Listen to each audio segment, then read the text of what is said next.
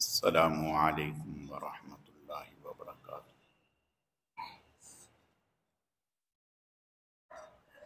الحمد للہ نحمده ونستعینه ونستغفره ونؤمن به ونتوکل علیہ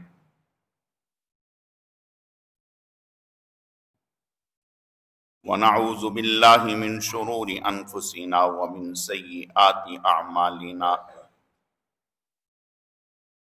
من يهده الله فلا مضل له ومن يضلله فلا هادي له ونشهد أن لا إله إلا الله وحده لا شريك له ونشهد أن سيدنا ومولانا محمدا عبده ورسوله أما بعد أعوذ بالله من الشيطان الرجيم بسم الله الرحمن الرحيم وَلِلَّهِ عَلَى النَّاسِ حِجُّ الْبَيْتِ مَنِ اسْتَطَاعَ إِلَيْهِ سَبِيلًا وَمَنْ كَفَرَ فَإِنَّ اللَّهَ غَنِيٌّ عَنِ الْعَالَمِينَ وقال النبي صلى الله عليه وسلم من أراد الحج فليعجل صدق الله مولانا العظيم وبلغنا رسوله النبي الكريم ونحن على ذلك لمن الشاهدين والشاكرين والحمد لله رب العالمين اللهم صل على روضة محمد في الرياض وصل على بلد محمد في البلاد وصل على قبر محمد في القبور وصل على جسد محمد في الأجساد وصل على روح محمد في الأرواح۔ گرامی قدر معزز حاضرین، میرے واجب الاحترام بزرگوں اور عزیز نوجوان ساتھیوں، میں نے آپ کے سامنے قرآن مجید فرقان حمید میں سے ایک آیت کریمہ تلاوت کی ہے۔ رب ذوالجلال سے دعا ہے کہ وہ ذات بزرگ و برتر مجھے اس کی روشنی میں صحیح صحیح کہنے کی اور سمجھانے کی توفیق عطا فرمائے۔ پھر اللہ رب العزت کی ذات اس مختصر وقت میں جو کچھ کہا سنا جائے، اس کہنے سننے کو محض اپنی رضا کے لیے اپنی بارگاہ میں قبول و منظور فرمائے، ہم سب کی نجات اور ہدایت کا، مغفرت کا ذریعہ اور سبب بنائے۔ میری آج کی مختصر گزارشات کا موضوع اور عنوان حج کی اہمیت اور فرضیت ہے۔ یہ عنوان ہے، اسی سے متعلق چند باتیں عرض کرنی ہیں۔ اللہ رب العزت صحیح صحیح کہنے کی، سمجھانے کی، سمجھنے کی، عمل کرنے کی توفیق عطا فرمائے۔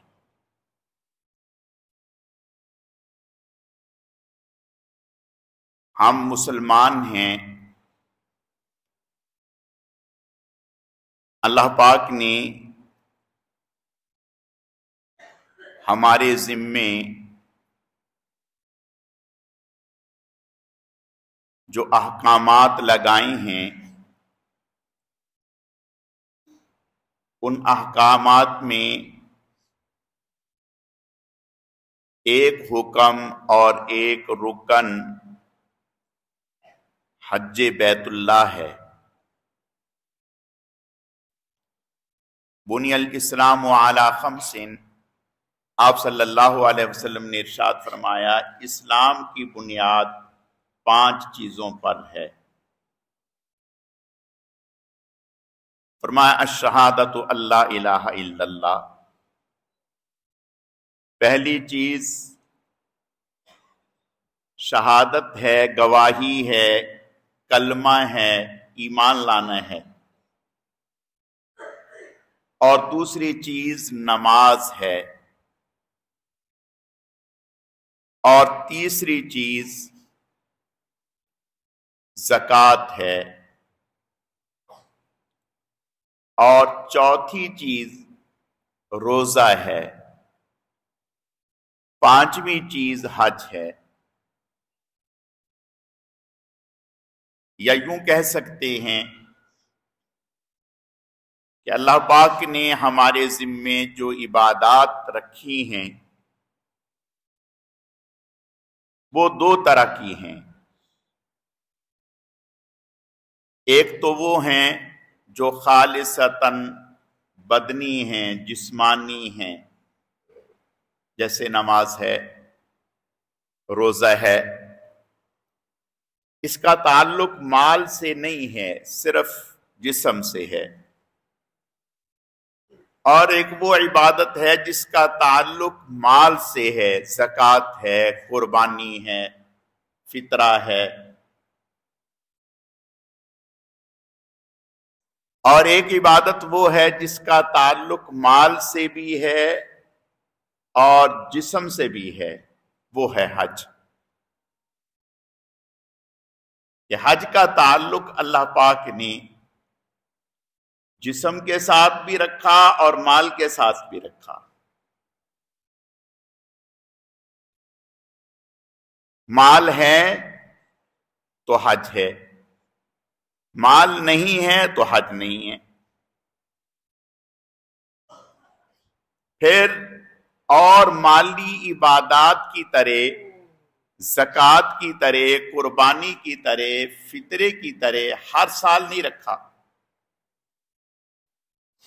نماز روزانہ پڑھنی ہے اور 5 مرتبہ پڑھنی ہے، زکوٰۃ ہر سال دینی ہے، پابندی سے دینی ہے، قربانی ہر سال کرنی ہے اگر مال ہے تو، فطرہ دینا ہے۔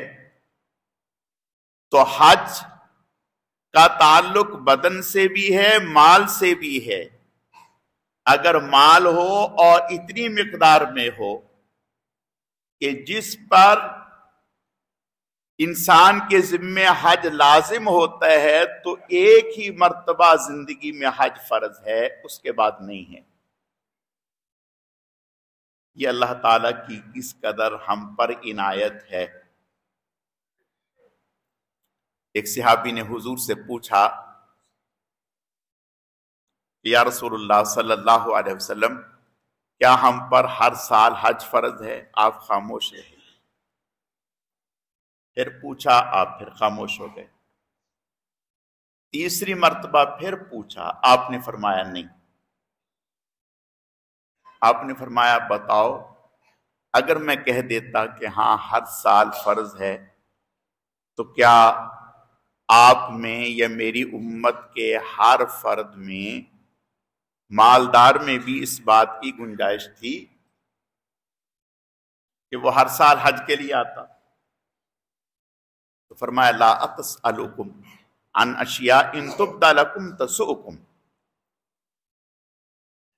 کہ جب تک قرآن اتر رہا ہے سوال نہ کرو، اللہ تعالیٰ کے نبی جو بہتر سمجھیں گے خود تمہیں بتا دیں گے۔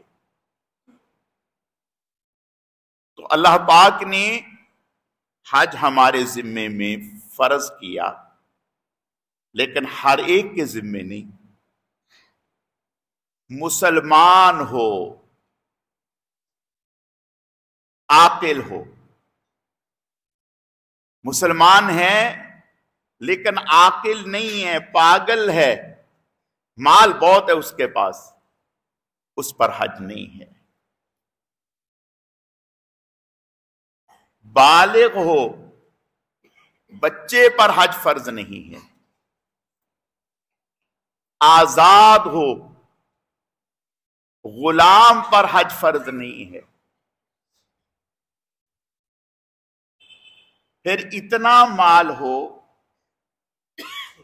کہ وہ حج کے لیے خرچہ برداشت کر سکے، صرف حج کا خرچہ نہیں، آنے جانے کا خرچہ بھی برداشت کر سکے، وہاں جتنا وقت گزارے گا اس کا خرچہ بھی برداشت کر سکے، اور پیچھے گھر والوں کو بھی 1 مہینہ یا 2 مہینے یا 1.5 مہینہ جو وہاں رہے گا ان کا خرچہ پیچھے گھر والوں کو بھی دے سکے، پھر فرض ہے۔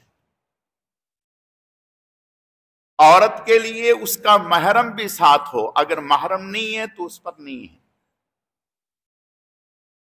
تو اللہ پاک نے جیسے نماز ہمارے ذمے میں فرض ہے، ایسے ہی حج فرض کر دیا، اور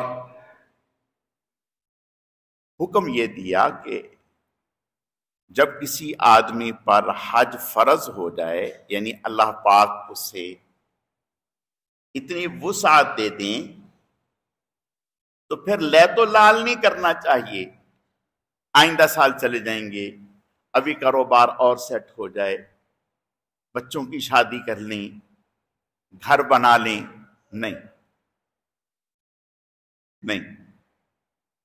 بس ذمے میں فرض ہو گیا تو اس کو کر گزریں۔ آپ نے ارشاد فرمایا من اراد الحج فلیعجل، جس نے حج کا ارادہ کیا جلدی کرے، نہ معلوم کہ زندگی مہلت دے نہ دے، جا سکے یا نہ جا سکے۔ یہ شیطان کی زنجیریں ہیں کہ بھئی بچے بڑے ہو جائیں، ابھی چھوٹے بچے ہیں، شادیاں ہو جائیں، فارغ ہو جائیں، نہیں۔ جیسے ہمارے ذمے نماز فرض ہے، ہم کسی چیز کا انتظار نہیں کرتے، جب نماز فرض ہے تو اب اس کو پڑھنا ہے، حج فرض ہے تو کرنا ہے۔ آپ صلی اللہ علیہ وسلم نے ارشاد فرمایا کہ جس کے ذمے حج فرض ہو گیا اور اس نے نہیں کیا اور انتقال کر گیا، فرمایا یہودی ہو کے مرے یا نصرانی ہو کے مرے۔ شیطان انسان کو یہ بہکاتا ہے کہ بھی اتنا پیسہ خرچ کریں گے، آپ کا بجٹ آؤٹ ہو جائے گا۔ آپ صلی اللہ علیہ وسلم کا ارشاد ہے، فرمایا کثرت سے حج کریں یا کثرت سے عمرہ کریں، اس کی برکت سے اللہ 2 چیزیں، ایک تو گناہ ایسے ختم ہوں گے جیسے سونے چاندی کا میل کچیل پھٹی ختم کر دیتی ہے، اور دوسرا فرمایا کہ اللہ تعالیٰ اس کی برکت سے رزق کی تنگی دور کر دیں گے۔ بظاہر لگ یہ رہا ہے کہ حج کروں گا یا عمرہ کروں گا اتنے پیسے خرچ ہوں گے، اتنے پیسے خرچ ہوں گے، لیکن فرمایا کہ نہیں، اللہ تعالیٰ اس کی برکت سے رزق کی تنگی دور کر دیں۔ ایک بات ذہن میں رہے، اگر کسی شخص کے پاس مال ہے وہ حج کو جا سکتا ہے، اس کے پاس اتنی گنجائش ہے، لیکن وہ مقروض بھی ہے، اس نے لوگوں کا قرض دینا ہے، تو اب حکم یہ ہے کہ پہلے حج نہیں، پہلے لوگوں کا قرض ادا کرے، پہلے لوگوں کا قرض ادا کرے، قرض ادا کرنے کے بعد پھر حج کو جائے۔ اس معاملے میں ہمارے ہاں اللہ تعالیٰ معاف فرمائے بہت کمزوریاں پائی جاتی ہیں کہ عمرے پہ عمرہ کر رہے ہیں، حج پہ حج کر رہے ہیں، لیکن لوگوں کا جو لین دین ہے وہ نہیں ہو رہا۔ میرے عزیزو، یہ سخت گناہ ہے، جو لوگوں کا لین دین ہے وہ کرنا ہے۔ حضرت ابو ہریرہ رضی اللہ تعالیٰ عنہ کی روایت ہے، فرماتی ہیں کہ آپ صلی اللہ علیہ وسلم سے سوال کیا گیا کہ یا رسول اللہ ای العمل افضل، کون سا عمل سب سے افضل ہے؟ آپ نے ارشاد فرمایا ایمان باللہ، سب سے افضل عمل اللہ پر ایمان لانا۔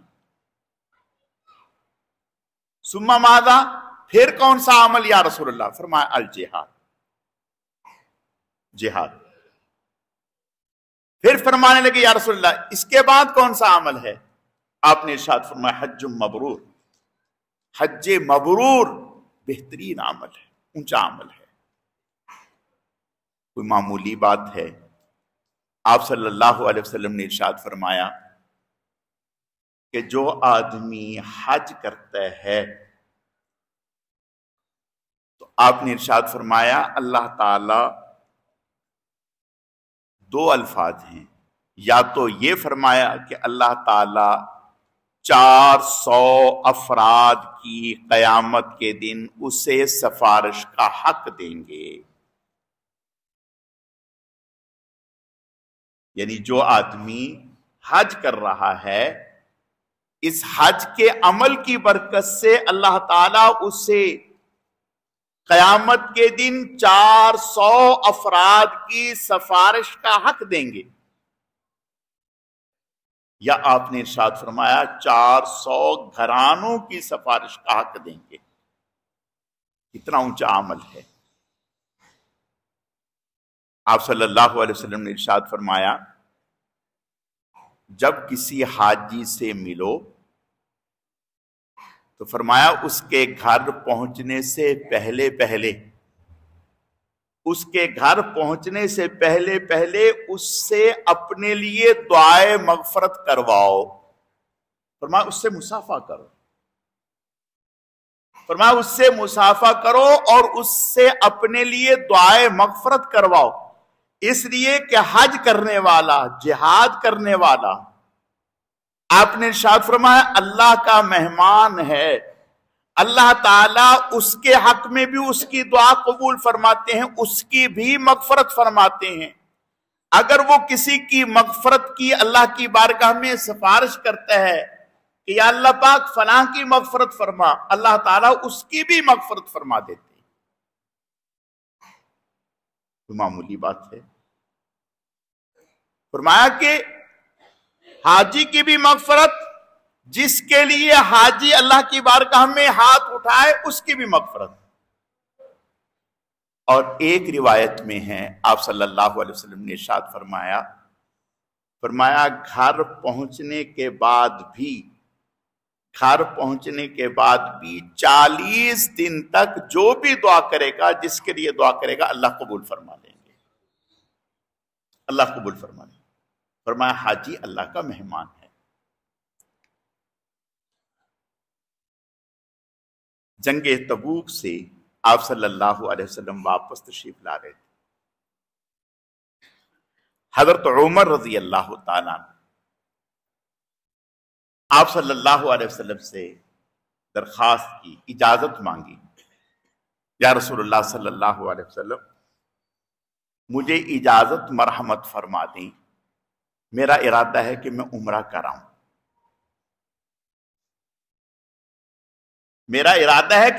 کراؤں، آپ مجھے اجازت دے دیں۔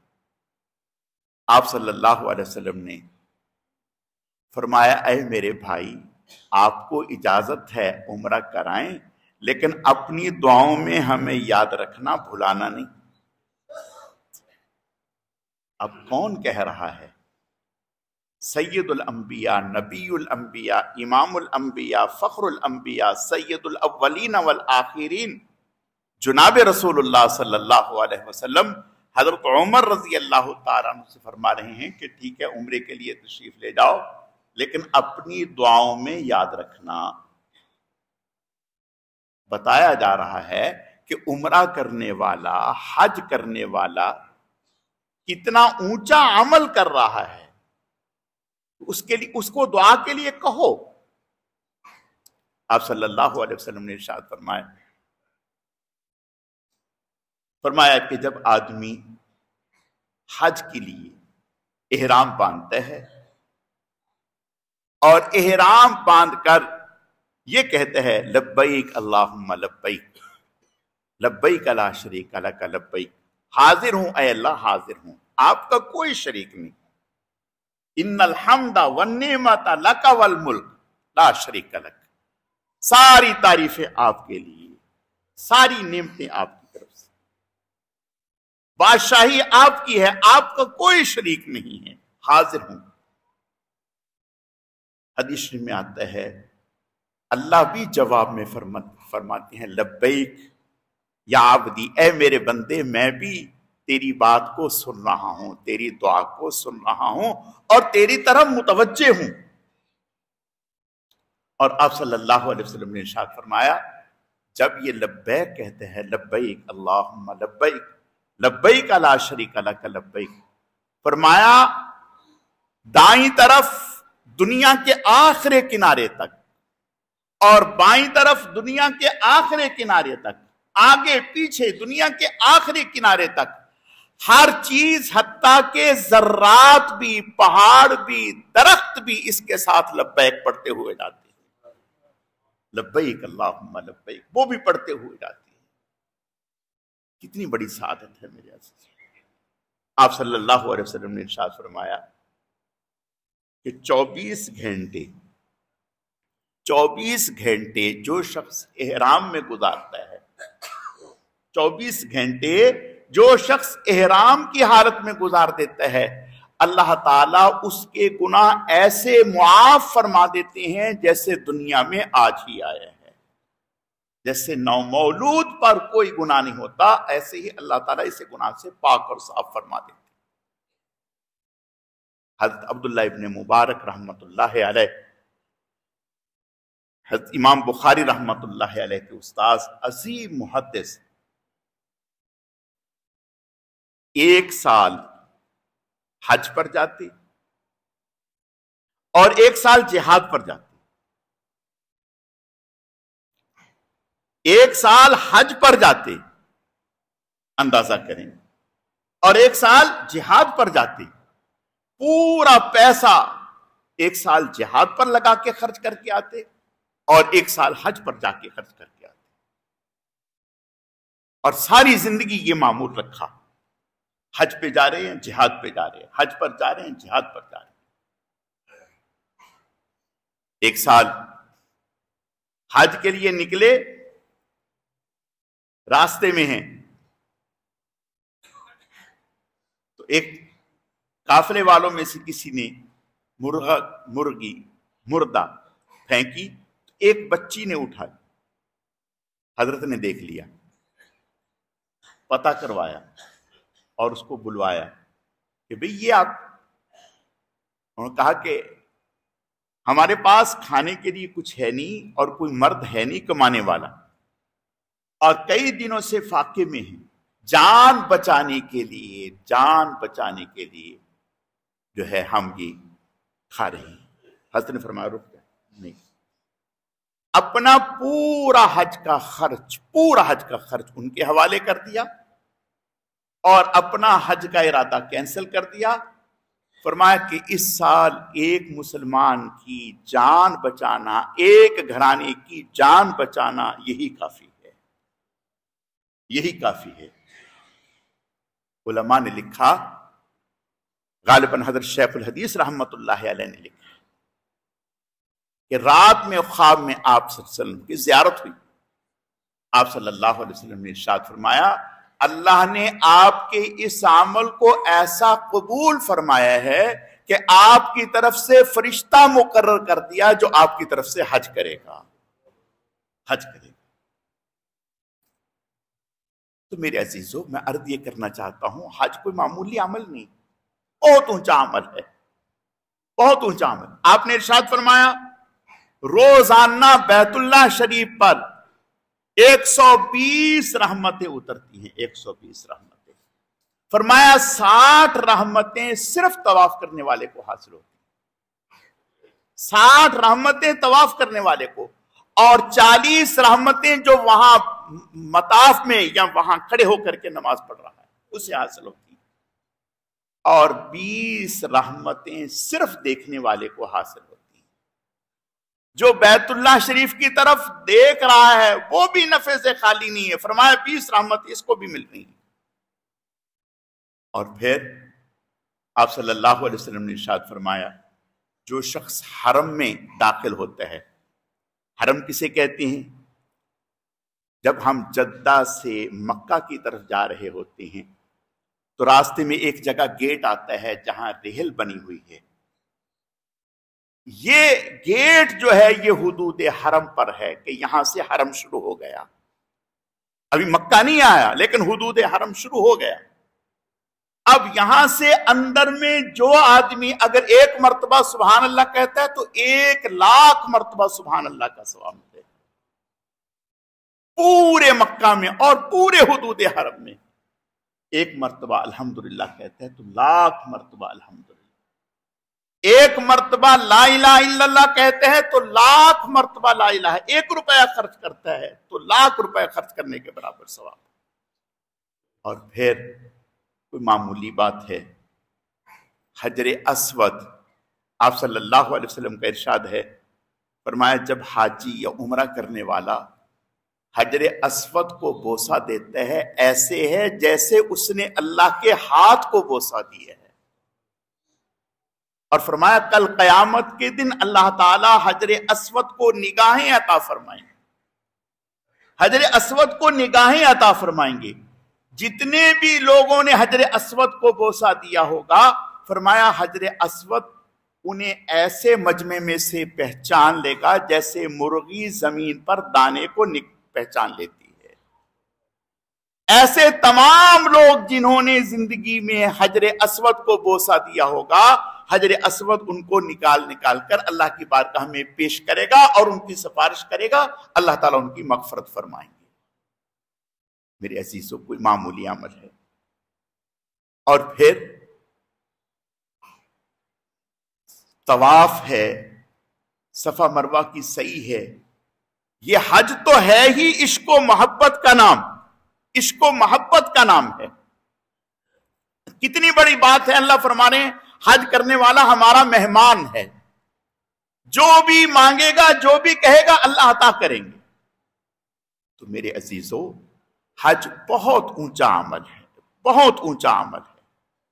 آپ صلی اللہ علیہ وسلم نے ارشاد فرمایا کہ حج مبرور کا بدلہ جنت کے علاوہ کچھ ہے نہیں. جنت کے علاوہ کچھ ہے نہیں حج مبرور کا بدلہ.